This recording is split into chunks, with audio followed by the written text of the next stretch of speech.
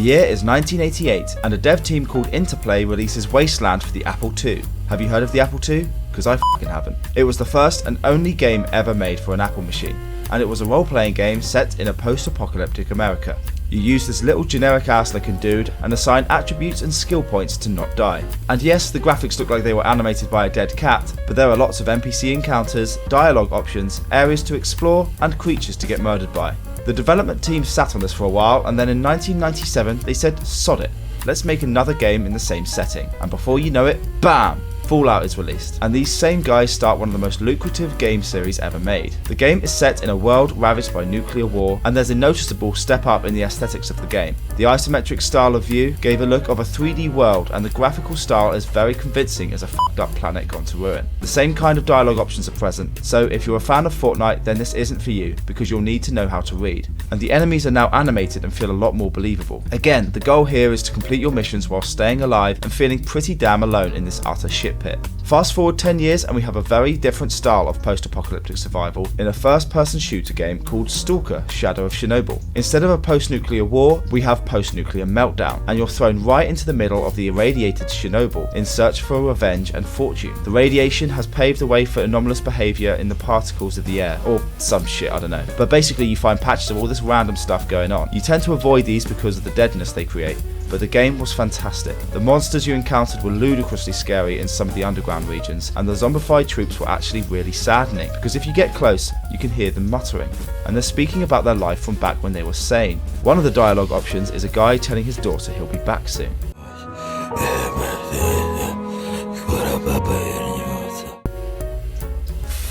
The atmosphere of that game was just incredible, and it's one of my all-time favourites. So in 2019, when a game with a similar feel came out in VR, I had to try it out. Into the Radius similarly has you exploring a post-apocalyptic wasteland with supernatural properties caused by the Radius. Hi everyone and welcome back. So after playing this game for a second playthrough, I decided to scrap my old review and do a new one. This game has my vote for the best single player VR game ever. There's just something about this game that really hooks me, and that's the atmosphere. Yes, you have your safety net of your home base, but once you venture outside, all bets are off, and immediately you feel a sense of dread for being where you are. Especially at the start with a weak ass gun, I never once felt safe. Your map shows you the way to locations, but usually the shortest route is the one that gets you killed the fastest. It's either teeming with anomalies, or it has unwelcoming hosts. And some of the encounters when you're not expecting them.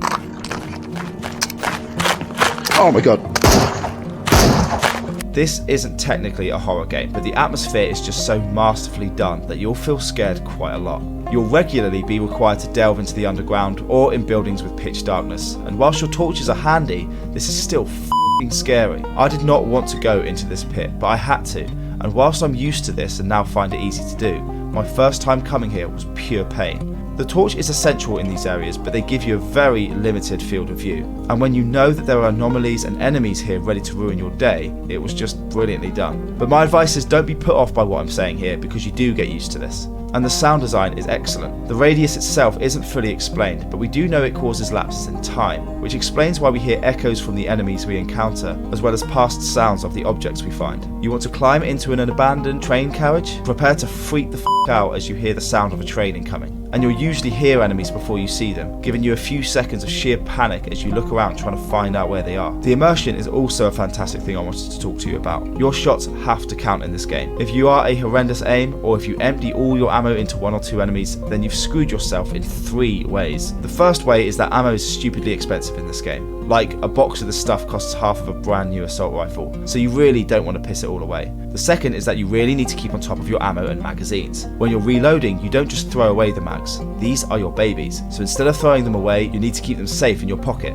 But unlike babies, you will need to cram them full of new rounds when you get some breathing space. After your skirmishes, you'll always be making sure that your mags are full and ready to go. This is the only game I've ever played that uses this mechanic, and it's a fucking good one. It really keeps you immersed in the game and on high alert of your situation, not only of your enemies, but of your gear. And the third reason is that it will wear down the condition of your gun way quicker. You see, your weapon will become less and less reliable the more you use it, at which point the gun starts to jam all the time, and that allows enemies to get real comfy. So make sure you keep these in good nick. And surviving isn't just about having the best guns and ammo either, it mostly comes down to preparation. So as well as making sure that your mags are loaded and your equipment is prepared, you'll also need to carry meds to stop you dying and food to stop yourself from losing stamina. Food is more important than you might think. because when you sleep in this game you do get your health back, but you wake up hungry. And not only does it heal you, but sleeping allows you to skip the dreaded nighttime in this world. And that's one thing you don't want, to be out in this world in VR during the night. All the things you hear are still out there, but you probably won't see them until they're giving you the smackdown. Not only is it more dangerous, but all the atmosphere is cranked up to 11, and it feels horrible if you don't know where you're going and where these horrible bloody noises are coming from. Now, when you play creepy games on regular consoles, you can decide whether you want to be Billy Big Bollocks and turn out the lights and play in the darkness, or to keep the lights on and feel more comfortable.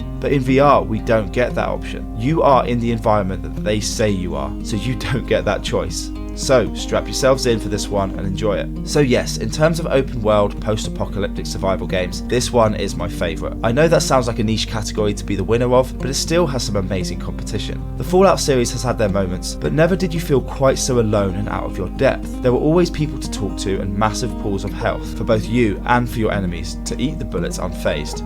This game is more brutal, in that your enemies can die with only a few hits, but so can you. So as I said before, each shot counts. And yes, once you reach security level 4 and obtain the Russian assault rifles, you can definitely feel the power and turn the tide. I am the danger. But even in the later zones, with all the best equipment, you still feel the sense of danger around every corner. And scavenging is very scaled down, but very rewarding. Bringing home supernatural artifacts and other junk to sell and getting money for them to spend on your equipment is really satisfying, and the looting system, as well as being incredibly intuitive with the backpack, allows you to create a nice little stash back at your base for when you come home. So I hope you've enjoyed this review.